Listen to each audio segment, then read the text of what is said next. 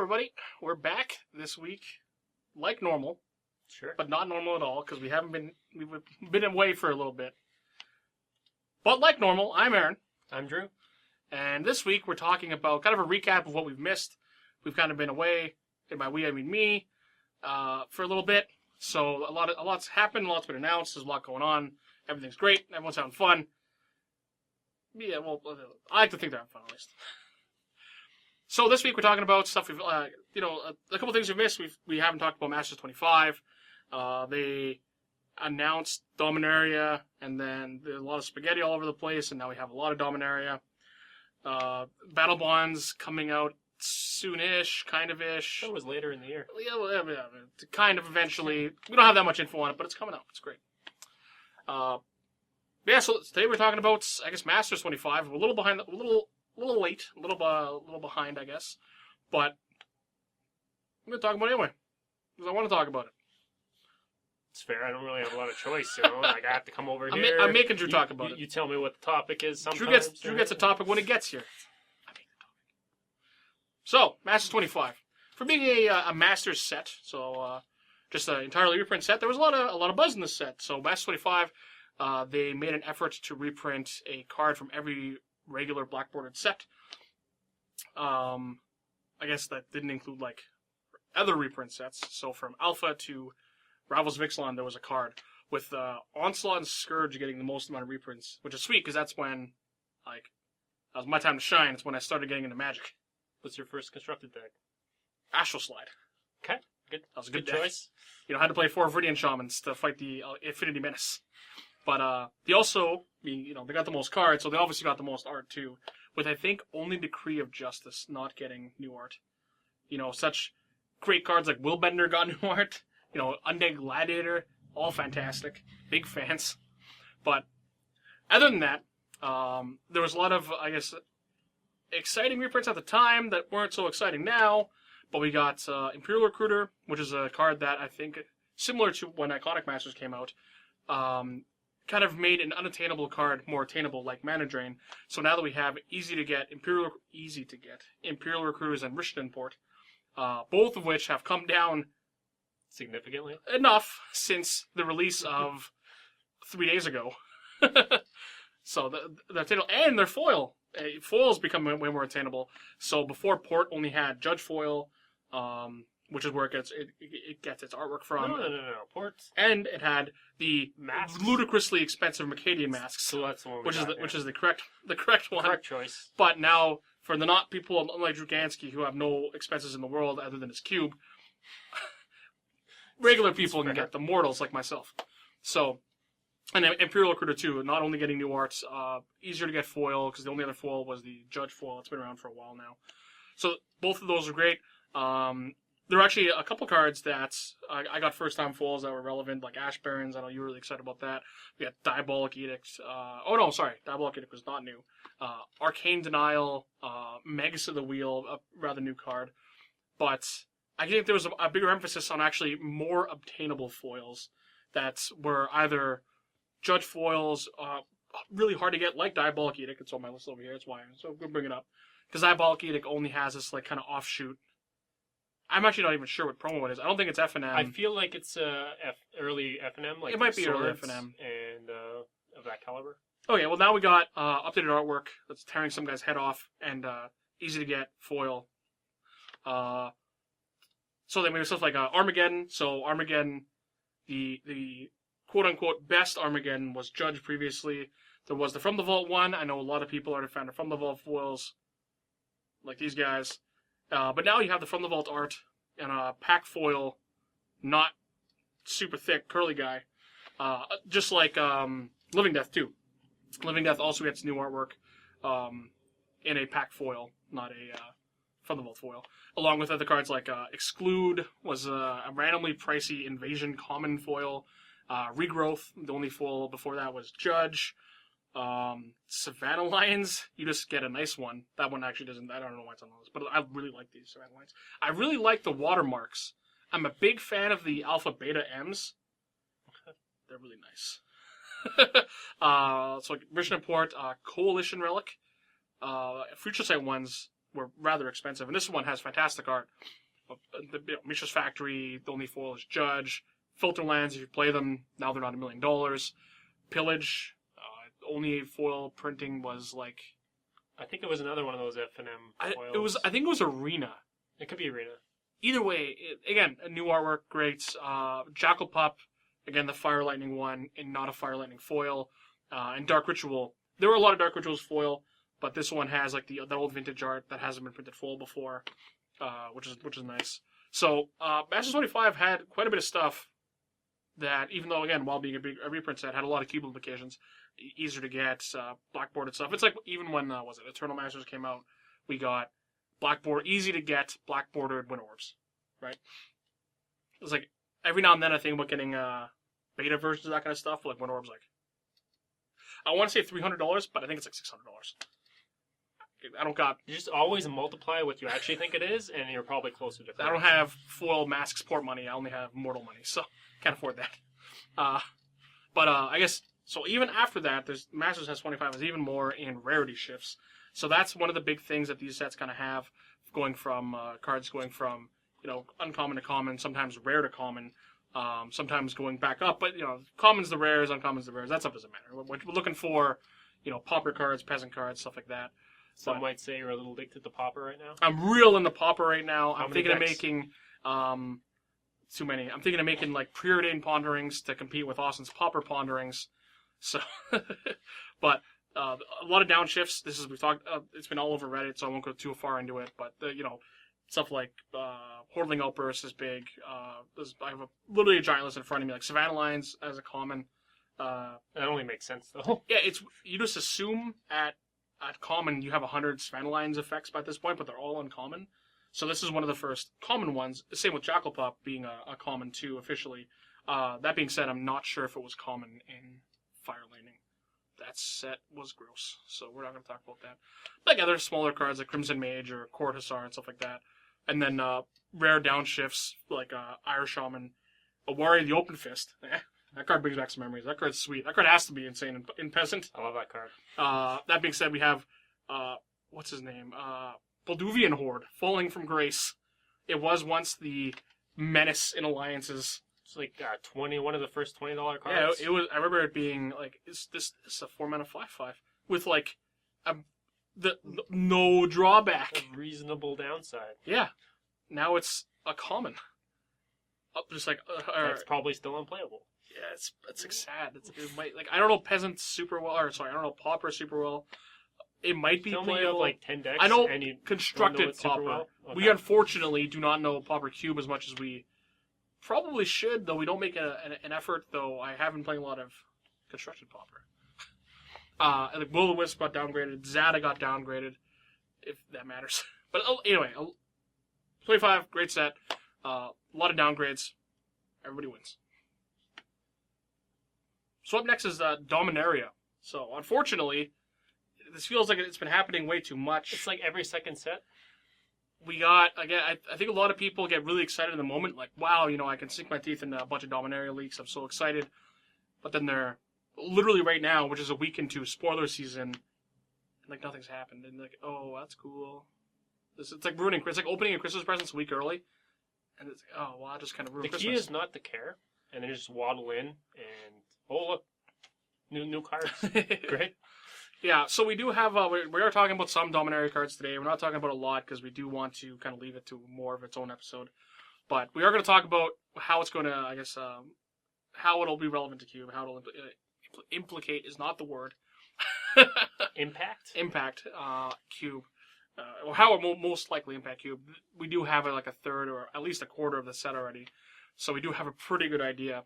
So Dominaria has a lot of sweeping changes via new mechanics, rules updates, verbiage updates, which all would have been great, and a great time to announce it on Magic's 25th anniversary, going back to where it started, and it was ruined. I got to read it at work while modern players berate me, asking me if I know about it already, feeling like an idiot, like I'm behind, living in the past, just trying to catch up, make sure I have all that stuff so I can argue about what cards are good to speculate on. So, Dominaria, I guess first thing I'll talk about is mechanics, I suppose. is we got Saga enchantments. And I don't even know if that's really a mechanic, I guess it is a mechanic, but so Saga are legendary enchantments that come into play.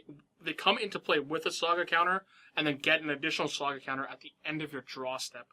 And then once they've hit the max of 3, you sacrifice them. So it's like fading / cumulative upkeep. It's weird. It's kind of weird. The template is really, really weird. Like, so they spoiled Phyrexian something. I'm going to put it on the screen over here, so you can see the name. I can't remember it. You think I read it down? I didn't. So it's like 2 and 2 black. It comes into play with a counter, and then again in the draw step, it like makes a up to 1 target creature an artifact in addition to its other types. And then its second ability, or at the following turn, it destroys all non-artifact creatures. And I don't remember what the third ability does, because I didn't write it down. That's the great content we bring to you. So Saga enchantments are kind of interesting. They're templated sideways, or yeah. So they have the art this way, like over here, this way, and then they could have just put it on a regular, like they could have like in the mock-up that Mystic Spoiler did, like the Jace the Mind Sculptor template, maybe a bit taller. Yeah. So I guess after these leaks happen, then I guess you'll see. They'll probably be on the screen in a moment. Somebody on Reddit went out of their way to mock up and template all these cards. So you could have very easily templated these cards in a regular fashion, but Wizards wanted to make like a statement or make them like really cool, because from what I understand, all the sagas are, I guess, from the history of Dominaria. So the Phyrexians, the Rarity, that kind of stuff. So it would make cool to make them a kind of a main focus, and changing the art and how the card looks is a really, really easy way to do that. So, at first glance, this card's interesting, slow. I don't know how much I think about it, to be honest. It's almost like a Doomsayer from Hearthstone, if those of you are familiar. It like sets up the wrath the following turn. I don't want to talk. I guess I didn't go too deep in the set, so I look forward to seeing more of them. But at first, the mechanics seem slow.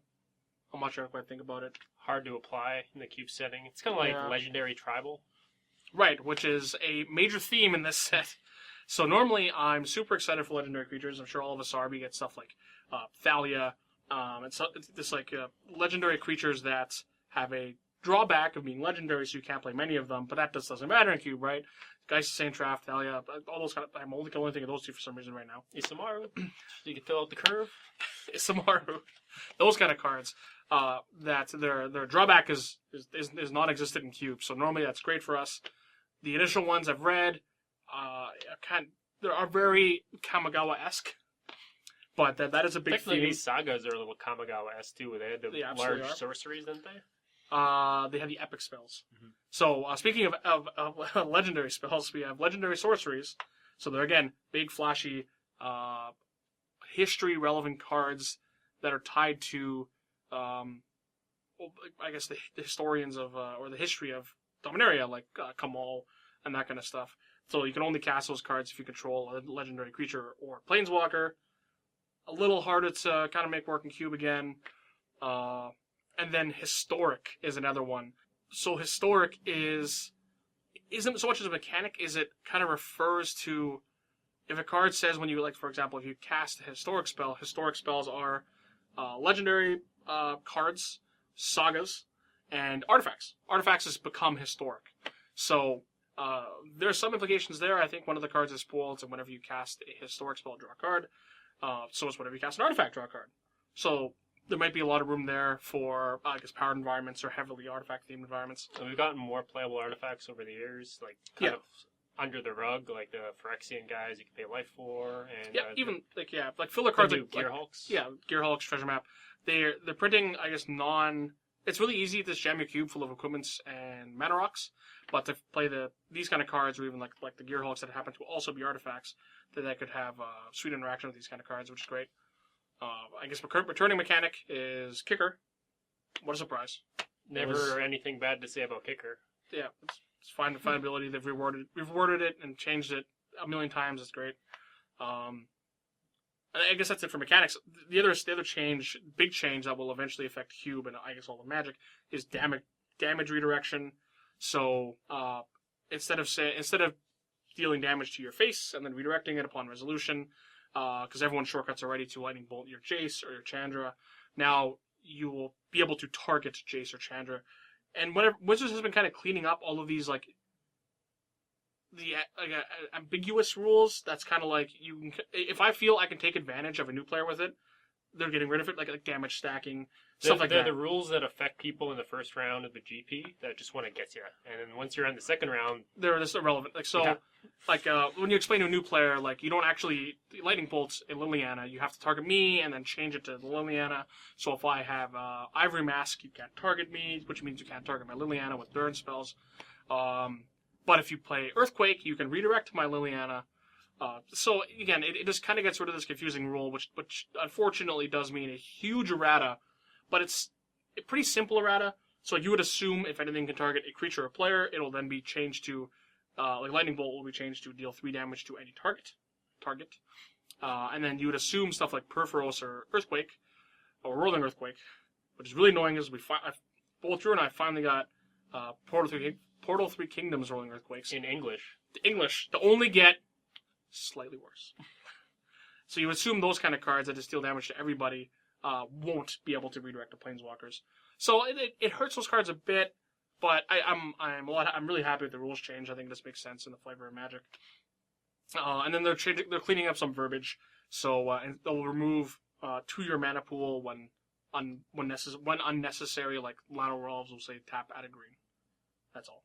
It's kind of like when they cleaned up the forest and you just get a giant tree now. Yeah. And then like they're changing. If it refers to an opponent as he or she, it'll refer to them as they or them, which again just cleans up text. I know a lot of people are getting mad about it. People just get mad about getting mad. So and it just cleans up text boxes. It just makes sense. I'm surprised they didn't do it earlier, to be honest. So just that alone is, I guess, all the big changes in Dominaria. I hope. Actually, I was talking to a customer earlier about it today. I hope the way to save Spoiler Season is that they have expeditions that they haven't announced yet. Because like they wouldn't be part of the FAQ, the FAQ. Yeah. So they could still be in the set, and we would never know. I might just be building up for more disappointments. Who knows? It's fine. I don't try and pay too much attention to it until I have to. So. Well, they could make from the vault or not from the vault. Expedition Necromancy. It's still one of those. Still a couple foils that you can't get. It'll actually have good art, maybe? I like Necromancy's art. Well, I do. So I guess we'll talk about a couple cards today. We don't want to get too deep into it, but it's so hard to not talk about these kind of cards. So I guess we're talking about the 3 I guess there was 4 Planeswalkers spoiled. There's 4? One of them was I a Planeswalker deck one. So that one's not good. I'm not talking about Chandra. Chandra the something. Chandra's not very good. So where are we starting off with? I guess, like, the new Karn. Why not? His name is Scion of Urza. We haven't seen his art? There's a lot of, I guess, again, a Mythic spoiler. They're mocked up with art, which will probably be what I'm using right now, unless the art's out by the time I'm editing this. Which it very well could be, because I generally record on a Sunday, edit on a Tuesday, Wednesday, release on a Friday, so it might be out by now. Okay. Are they officially starting spoilers? You know what? After the leak, they said they were going to start it the following Monday, but then they got a lot of backlash from people saying, like, we still want the full experience. Don't start it until the week after. So they only gave us the Phyrexian etchings or whatever card we were talking about earlier. Okay. So I guess we might have some fancy art somewhere over here. Yeah. He costs 4. He's a 5/5 loyalty. So 5/5 loyalty. 5/5 loyalty. Remember, you can target him with lightning bolt right now. So just kill him. It has to be a lava axe at least. That's fair. It's +1. You can reveal the top 2 cards, and you kind of factor fiction them. So your opponent gets to choose which one you get. And then the other one is exiled. With a silver counter, because he's a silver golem. Silver golem. That's flavor. And you get to keep that one. And the -1 is you get one of the cards that was exiled with a silver counter in your hand. And the -2 is, whatever. I guess we'll read it off anyways, because it's more relevant in the power cube. But you get a 0/0 golem creature, and he has +1/+1 for each artifact you control. Yeah, it is a construct, not a golem. I'll forgive you. So it's at least a 1/1, thankfully, because it is itself an artifact. That's good. He's intriguing. Yeah, when I remember when his art got spoiled a lot before the FAQ came out, so a lot of people were saying, "Oh, what do you think cards are going to be?" And I actually kind of hoped that he'd be this small planeswalker instead of the big planeswalker that he was. And Karn's Scion of Urza is interesting enough. I like it, but I'm not sure if it's good. It's like it plays second fiddle to a Tezzeret Agent of Bolas in some sort of heavy artifact cube. That being said, it does cost 4. It scrolls up to 6 loyalty, which is kind of good. It can protect itself. It can play it and scroll down twice, making creatures, which also seems fine. I'm not sure if outside of Powered Environment or outside of a heavy artifact theme, if this card's good, but this card definitely seems like you'd have to play it to kind of get a feel for it first. Well, with the release of Karn, they'll give us 3 colorless planeswalkers. Mm-hmm. And generally, loosely, at least I have 2 planeswalkers per color. So it gives me an option. And the old Karn, which costs 7, doesn't see as much play or as wide use as it used to. Not as much, not since Ugin has come out, that's for sure. Yeah. Ugin's definitely the better of the two in the cube environment, at least from our experience. And this one acts like you could ramp it out in turn 3, 5 loyalty, kind of like a Phyrexian Arena effect that doesn't cost you life. Mm-hmm. And it doesn't seem terrible. Yeah, I guess I play, what's the conspiracy card? I'm forgetting the name. It's really bugging me. 4 mana, you choose Homage or Carnage, and then you draw a card. It's a 4 colorless Phyrexian Arena. I can't remember the name of it. Yeah, anyway, it's one of the vote cards from Conspiracy that's this Phyrexian Arena you every turn, but you don't lose a life, so it just draws you an extra card every turn. Corrosive Portal. Aha, I got there. So the Corrosive Portal. So this card is can act as a better Corrosive Portal, giving you the option of 2 cards, and then you can fish the second one later if you really, really want it. But it also has the glaring weakness of being able to die to damage. So plus, you always only draw what you need. Yeah. So again, Karn is an interesting card. I don't know. Obviously, with its -2, I wanted to say ultimate, but it's not really an ultimate. You would imagine that you have to shoehorn this into some sort of heavy artifact deck. I'm not sure exactly what the balance will have to be. Maybe it is just a different Corrosive Portal. Interesting card nonetheless. I will try this card. I'm sure I will. I try a lot of cards. Way more than this guy. But I'm sure I'm going to try this guy. So I guess brings us next to the guy who I thought didn't have a Planeswalker Spark anymore. Or was alive. Yeah. And that's Teferi, Hero of Dominaria. So Teferi is 3 blue and white, 4 loyalty. Its ability is +1, draw a card at the beginning of your next end step, untap 2 lands.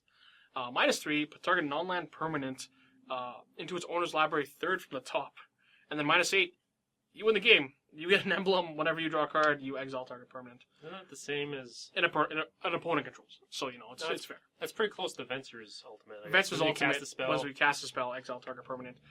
So Teferi is a Planeswalker and a color combination I don't think we need. That doesn't need Planeswalkers. And not that I'm not welcome to more Planeswalkers in multicolor, but blue-white is a very stacked color. It's one of the best color pairings in Cube. It's got many options. You can take it. That are all very powerful. Control, blink. Yep.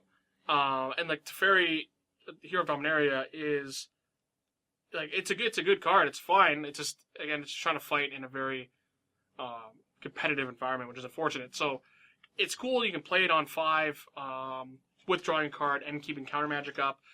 You can play it and hide something or protect itself, though it does go down to 1 loyalty for 5 mana. Pretty much dies to a Gust of Wind. And then its ultimate is, again, very good, but it gets there rather slowly. So this card is a very, in my head, average Planeswalker that I'm sure would be fine, but I don't need it. It's a Planeswalker that is great that I didn't ask for. It reminds me a little bit about the 5 mana Jace, -3 to bounce something. Yeah, again, 5 mana Jace, again, that card is fine. You don't need to play it. I'm fine with Mind Sculptor, Bellerin, even Architect of Thought. So, again, Teferi is a fine card. I don't see myself replacing any of the current Azorius cards that I do play. So, which is Sphinx's Revelation, Dragonlord Ojutai, Fractured Identity, Supreme Verdict. You can play Reflector Mage, Christine Draft. There's a lot of options, and unfortunately, this card is cool. You can play Venser, And there's the first 5 Dovin minutes. Bond or Dovin Bond. Dovin Bond is another this card is definitely way more flashy than Dovin Bond, but in terms of how much I would probably put them around the same caliber of mid-range space fillers that are fine, that I don't really need. I could just play like if we play 5-mana Tameo in blue, probably does the job better. So again, this card's really cool. I like that it exists. I'm surprised he has a spark. From what I If he's understand, alive. he gave away a spark, which would then mean he's not immortal and would die. I guess I'm wrong. We found another one lying around. Maybe. I know Karn you're got the his. lore master. Karn so- got his because Venser had Planeswalker cancer, and he's kind of like in the Autobots when what's his face gives his spark to Optimus. I don't know who that guy was, but that's Venser giving his spark. All I to- know is Octopus put the cube in his chest. Put the cube in my chest. Again, it's a very great card. I'm sure if you decide to play it, it'll be fine. But again, unfortunately, it competes in a super competitive guild, and that brings us to. Maybe we should have started with JF first because it's the least. It's boring. Triple red. Great devotion. Great at playing. Your Good with Perforos deck. Perforos. Great Yeah. at the Perforos deck. Curves right. Perforos. Jaya. Into Jaya Ballard. So Jaya is 2 red. It's 5 mana, 5 loyalty. That's not bad. +1 add red to your mana pool. You can only use it on instants and sorceries. Can't discard a card with Perforos. +1, so it's 2 pluses, which is good. Discard up to 3 cards. You draw that many cards. That ability's good. I think that ability's really good. I don't know what I want it in, but that ability's really good. To be able to kind of Windsor change most of my hand is pretty powerful, especially for going up. Then -8, you get an emblem with you may cast instants and sorcery cards from your graveyard. If a card to be put in your graveyard, exile instead. So like permanently Yawgmoth wills you, or red Yawgmoth wills you. That one. You're way better at reading cards than I am. Because I just like read it, I'm not afraid. Just like, looking down here at my fancy MacBook on the trash can. Technology. Only the best. So Jaya, its first ability was like such a turnoff. I got like so disheartened after I read. It's 2 red mana cost. Also wasn't the prettiest, but it's +1 discard up to 3 cards, draw that many cards. That effect is like very very powerful. It's kind of similar to 6 mana Chandra's actually wins a change, discard your hand, draw that many cards. So I'm not sure again if this card has a home, even in like the Spells Matter deck. I can't imagine it being good.